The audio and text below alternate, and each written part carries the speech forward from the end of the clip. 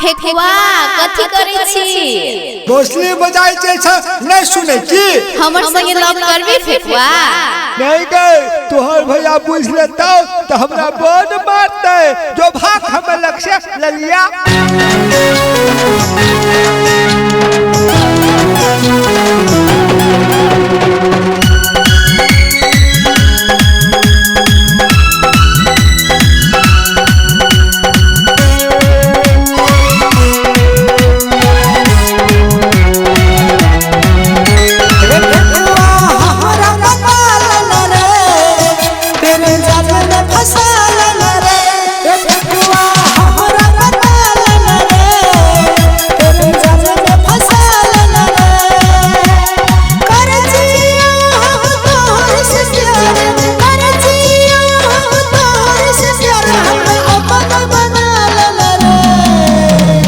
भैया ले मारते गे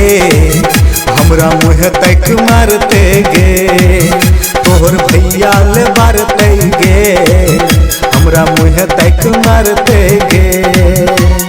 नहीं करबो हम तोहर से प्यार नहीं करबो हम तोहर से प्यार हम टांग तोड़ देते गे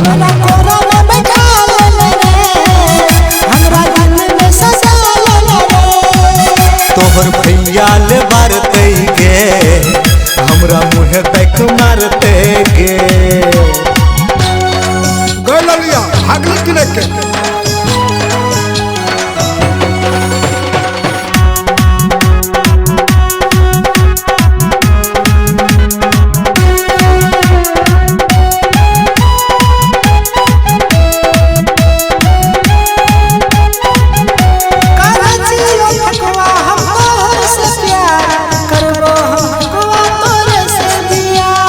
तोहर भैया छो बरखिसिया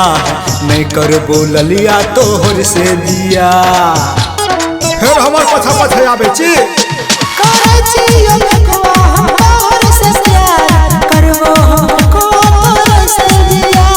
तोहर भैया छो बरखिसिया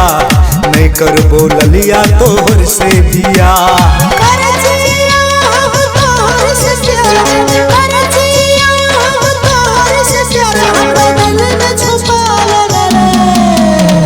छोटा उजार तो गे हमर चुरकी उखाड़ते गे हमर भैया से डर तो हमर सैया बन जाला आई लव यू फेकुआ गललिया तू हमरा मार खिएबी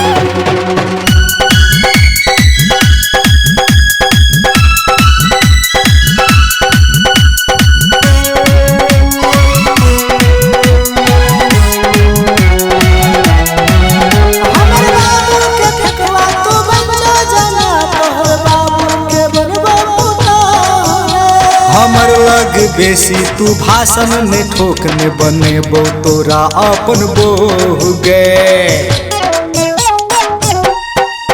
हमर बाबू के फेकुआ तू बन जाला तोहर बाबू के बनबो पुतो हमर लग ललिया तू भाषण में ठोकने बनेबो तोरा अपन बोह गे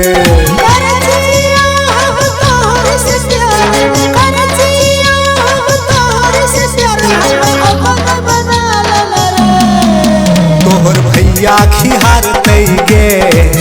हमर पीठी ससर देते गे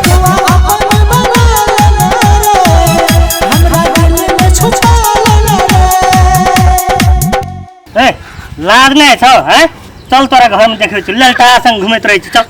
चल